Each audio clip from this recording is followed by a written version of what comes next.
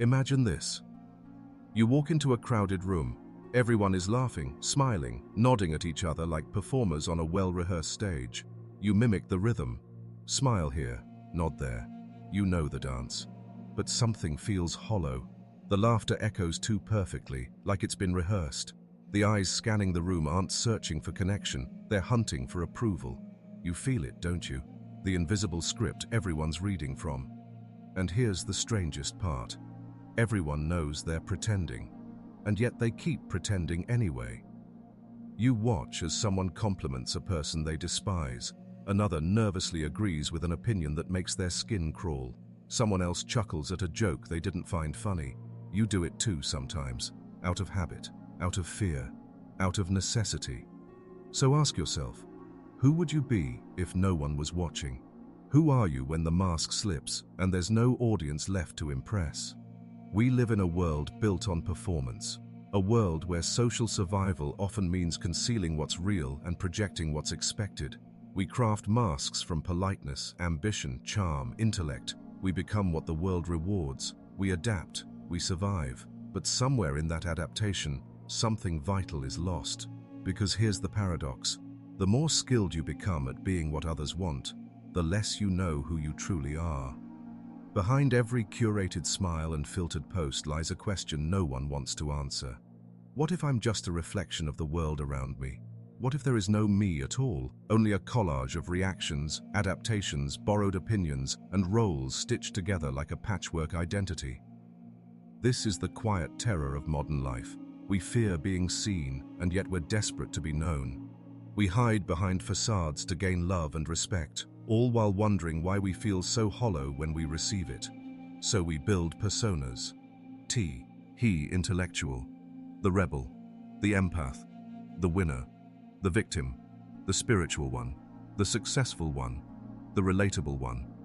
Each mask is designed to protect us and project us. But the more we invest in these masks, the more they become prisons. We don't just wear them. We forget they're even masks at all. Have you ever stared at your reflection and felt like a stranger? Have you ever said, "I'm fine," when something inside was screaming? Have you ever felt alone in a crowd of people who like you? That's the cost of the mask. Admiration without intimacy, recognition without resonance. Now imagine someone enters that same room, not performing, not pretending, not rude, not superior, just present, honest, still, unmasked. They don't play the game. They don't reflect what you want them to be. Instead, they reflect you, not the version you pretend to be, but the one you're hiding. Suddenly, you feel exposed, uncomfortable, seen, not judged, just seen. That person isn't wearing a mask. They're a mirror. And in their presence, the question becomes impossible to avoid. What am I hiding from the world and from myself? Because maybe the greatest threat to a world of masks isn't confrontation, rebellion, or withdrawal. It's someone who refuses to wear one. So the question echoes, haunting, luminous, inescapable. In a world of masks, will you dare to be the mirror, or will you keep polishing your disguise, hoping no one notices that behind the shine, you've forgotten what your real face looks like? Because the mirror doesn't lie, and the mask doesn't live. The room is still full, the actors still smile, the game still plays on. But you, standing there, with the weight of this question pressing against your ribs, you know now that something has to change. You can't unsee it, and that's where the unraveling begins. There's a reason why the mask feels safer than the mirror. To understand it, you must go back, not just to childhood, but to the raw architecture of the human psyche. The mask is not a lie, it is a survival instinct. From the moment you entered the world, your nervous system began to scan for safety, warmth, approval, belonging, not in abstract terms, but in primal, biological code. You learned quickly which parts of yourself drew praise and which drew punishment. You watched faces, you measured tones, you adapted again and again. This adaptation is what Carl Jung called the formation of the persona, the social self. It is the version of you designed to be digestible to others. You learned to smile when you were supposed to speak with just enough truth to sound sincere, but never so much that it made others uncomfortable. The persona is not evil. It allowed you to exist in society. But here's the danger. What begins as adaptation soon becomes identity. Jung warned that those who become too identified with their persona lose contact with their deeper self, what he called the shadow. The shadow is not simply the dark or evil parts of us. It is the rejected self, the feelings, thoughts, impulses, and truths that did not fit the persona. When you were told, "Don't cry," the grief went into the shadow. When you were told, "Be strong," the fear went into the shadow. When you were told, "Stop being so sensitive," your empathy, your softness, your intuition vanished into exile. And now, years later, you wear a polished face to the world. You succeed, you impress, but the cost is enormous, because the more you deny the shadow, the more fragmented you become.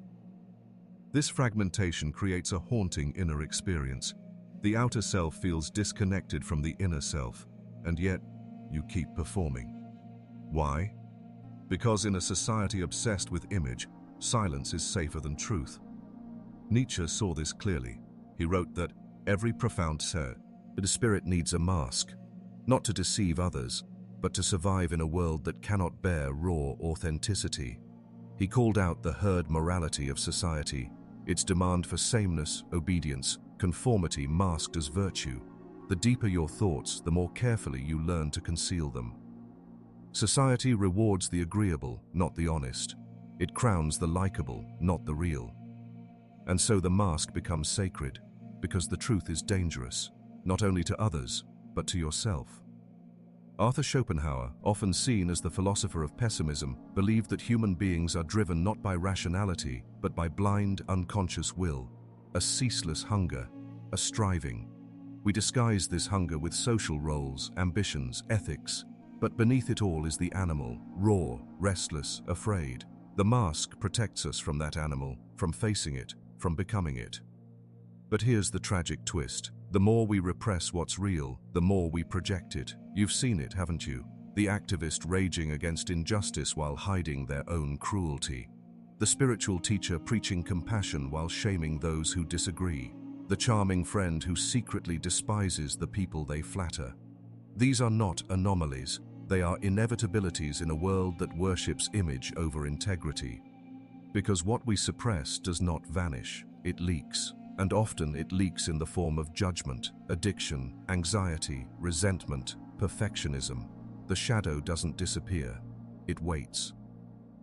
Viktor Frankl, who survived the horrors of the Holocaust, observed that when people lack meaning, when they are disconnected from their truest selves, they don't just feel empty, they become dangerous. He called this the existential vacuum, and in that vacuum, people will do anything to avoid facing themselves.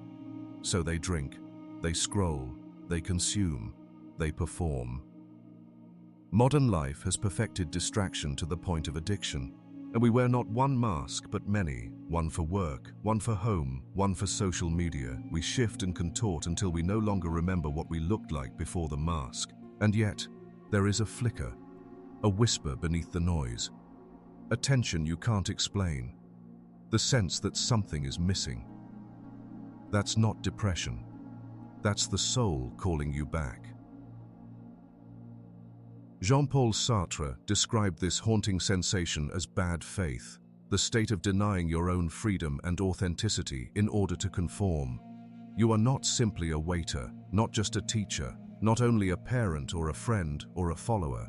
You are something deeper, but to live in bad faith is to forget this, to pretend you are only the role, to become the mask. And this is the hidden problem.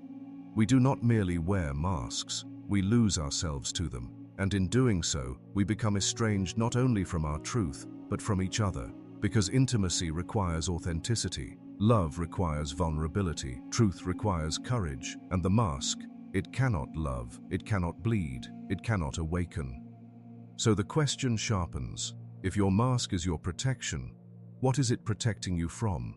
Because maybe, just maybe, the real danger isn't what will happen if you remove it, but what will happen if you don't. You think the mask is harmless, just a little polish, a little performance, a small price to pay for being accepted, respected, admired. But what if it's not? What if wearing the mask doesn't just hide your truth? What if it rewires your brain? Because that's what it does. Neuroscience tells us the brain is plastic, malleable. It shapes itself around repetition. Every time you suppress your real opinion to avoid conflict, every time you laugh to be polite, every time you present a curated self to gain praise, your brain adjusts. It says, this version of me is rewarded, this is safe, and safety becomes a cage made of praise. Soon, you no longer know whether your words are authentic or strategic. You no longer feel the difference between what you want and what you've been trained to pursue. You become a ghost in your own life. And it doesn't stop at the individual level. Society builds on this scaffolding of self-denial. We create cultures of appearance over substance, influence over integrity, consensus over curiosity. Have you ever noticed how truth makes people flinch? Say something real in a conversation, something unfiltered, vulnerable, unpolished, and watch the discomfort spread. The air stiffens, the eyes avert, the laughter gets nervous. Because we've built an entire world where people don't expect truth, they expect performance. And the price we pay is depth. There is no depth in a world of mirrors that only reflect the persona. There is no transformation in a society that punishes authenticity.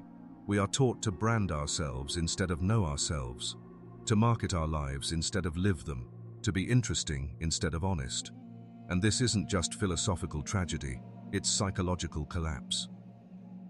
Studies in cognitive dissonance show that when your actions constantly contradict your internal values, your mental health degrades. Slowly, quietly, but relentlessly. You start to feel anxious without knowing why. You start to burn out without a clear cause. You begin to feel unfulfilled even when you've achieved everything you thought would make you whole. Because deep down, you know you're succeeding as someone you're not. And that is spiritual starvation. People chase dopamine highs because they can't feel meaning anymore. They binge entertainment because silence reveals too much.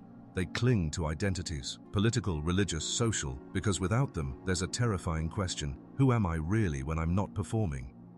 This is the unseen consequence. The world doesn't just encourage the mask, it needs it. A society built on shallow validation can't survive people who are deeply whole, because whole people are hard to control. They don't buy for status, they don't fear being disliked, they don't outsource their truth to the collective mood. And that's dangerous. So we're trained, from school to screen, to trade selfhood for stability, to become predictable, to be liked, to fit in. But what is the end result of this great forgetting? We raise children to be obedient rather than curious. We train employees to follow scripts instead of create. We encourage lovers to impress instead of reveal. And the culture begins to hollow. Our art becomes derivative, our conversations become shallow, our communities become fractured. Loneliness skyrockets, not because people are physically isolated, but because no one knows who anyone really is anymore. We sit beside each other in cafes and scroll through endless personas. We gather in groups and talk without saying anything real. We smile for pictures while our souls quietly scream, "Does anyone see me?" And that scream, buried beneath filters and polite nods, starts to echo louder. It turns into restlessness, then burnout, then addiction, then despair. You see, the mask is not neutral. It has consequences: neurological, emotional, cultural, existential. Because what you suppress long enough, you begin to believe doesn't exist. And when you lose contact with your own soul, you don't just lose yourself, you lose your capacity to connect, to love, to create, to awaken. Because awakening doesn't happen behind a mask, it happens in the mirror.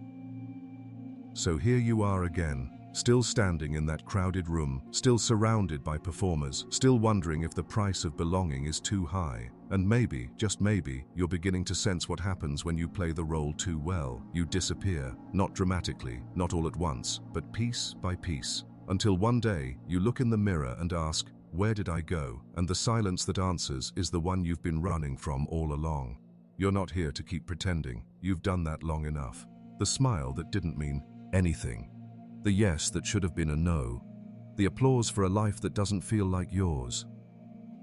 And now something inside you is cracking, beautifully, painfully, necessarily.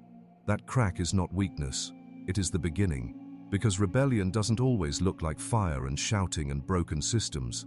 Sometimes rebellion is honesty. Sometimes it's a quiet refusal to wear what no longer fits. So what does it look like to break free? How do you live unmasked in a world that thrives on illusion? It starts with a choice so small it feels insignificant, but it isn't. It's choosing to tell the truth in a conversation where a lie would be easier. It's pausing before posting and asking, is this real or is this a performance? It's listening to the discomfort instead of running from it. This is the radical act, to feel, to say, to be, without the armor. Carl Jung said, "The privilege of a lifetime is to become who you truly are, but it is not a privilege granted, it is a privilege earned, through courage, through shadow, through 1,000 small rebellions." You will lose things. You will lose the approval of people who only loved your mask. You will lose the security of being predictable. You will lose the excuse of, "This is just who I am," when you begin facing what's underneath. But what you gain, that's the part they don't tell you. You gain clarity. Suddenly your yes means something, your no has boundaries, your relationships deepen, not because you're pleasing others, but because you're finally showing up as you. You gain integrity, not the moral kind, the wholeness kind, the kind that comes from being the same person when no one's looking. You gain power, not control over others, but sovereignty over yourself. You no longer need to manipulate reality to feel worthy within it. And in this space, this terrifying, electrifying freedom, you become dangerous in Taz, the most sacred way. You become a mirror. Not a mirror that flatters, not a mirror that distorts, a mirror that reflects what is, the truth, the soul, the parts we all hide but secretly long to see. Think of the people who changed the world, not the loudest, but the realest. Socrates refused to stop asking inconvenient questions. Jung walked away from the institutions that tried to tame his insights. Frankl kept his humanity intact in a concentration camp by refusing to let others define his meaning. Even artists and prophets across history, they all chose one thing: authenticity over applause. And it cost them, but it also freed them. That's the paradox of the mirror. It doesn't tell you who to be, it simply asks you to see, and seeing is the most rebellious act of all. Because once you see clearly, you can't go back. You'll notice how many conversations are just masks talking to masks. You'll feel how many smiles are brittle, how many identities are compensations, how many lives are cries for permission to be real. And you'll stop playing along, not to shame others, not to feel superior, but because your soul won't let you lie to yourself anymore. This isn't about becoming fearless. You will feel fear, fear of rejection, fear of not being enough, fear of being too much. But here's what changes. You stop obeying the fear. You don't shrink to fit the room, you expand to fit your truth. You'll sit in silence when everyone else is talking over themselves. You'll ask better questions. You'll stop apologizing for your depth. You'll love people without needing them to validate you. And others will feel it. At first, they'll be confused, then uncomfortable, then curious, then inspired. Because when one person stops performing, it gives everyone else permission to do the same. That's the hidden revolution. Not in systems, not in protests, in presence, in truth, in soul. So the next time you're in that crowded room and everyone's wearing their Sunday best personalities, you'll feel the old instinct rise, smile, nod, blend in, but you won't obey. You'll breathe, you'll ground, you'll choose to see, and maybe, just maybe, someone will look at you and think, there's something different about them. They're not trying to be liked, they're just real. And in that moment you become the invitation to wake up, to return, to remember. Not just for yourself, but for everyone still hiding in plain sight. There is a silence so deep, it doesn't just quiet the noise around you, it silences the noise within. Not the silence of boredom, not the silence of retreat, but the silence that comes after the mask is gone, the silence of standing naked before yourself, with no script, no armor, no one to impress. In that stillness, you begin to see what was hidden all along.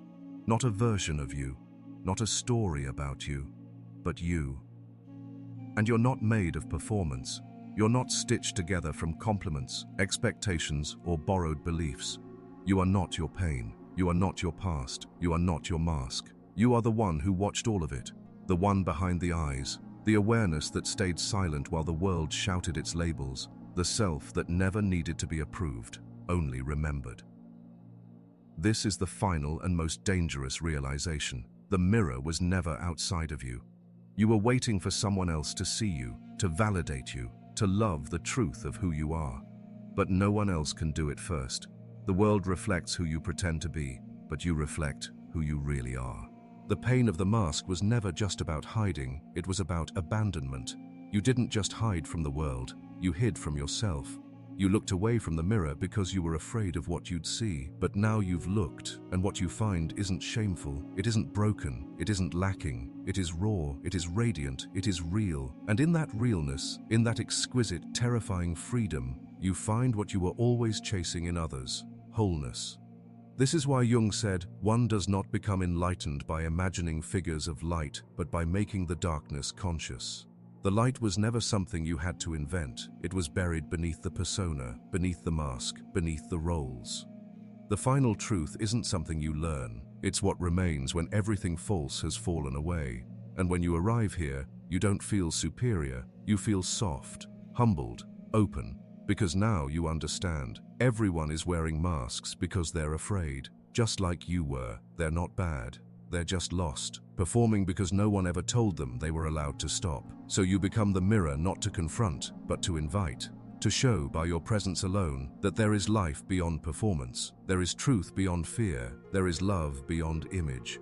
And suddenly, you see the whole world differently. You look at the person who interrupts too much, and instead of judging, you wonder what silence scares them. You look at the person who posts a perfect life and wonder what chaos they're trying to outrun. You look at your younger self, chasing approval, hiding in personas, and you no longer cringe. You thank them, because without that pain, you would never have broken open. You would never have asked the question. You would never have remembered who you were.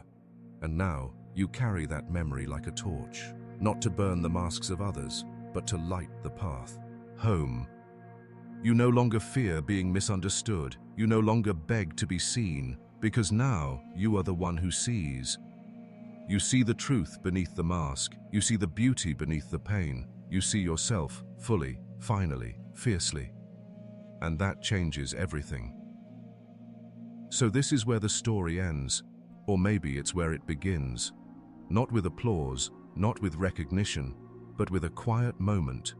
You, standing at the mirror, looking yourself in the eyes, and saying with absolute, unshakable presence, I remember who I am now, and I am done pretending. The room is still full, the world still dances, the actors still perform, but you've stepped off the stage. You've chosen something ancient, something rebellious, something sacred. You've chosen to be the mirror.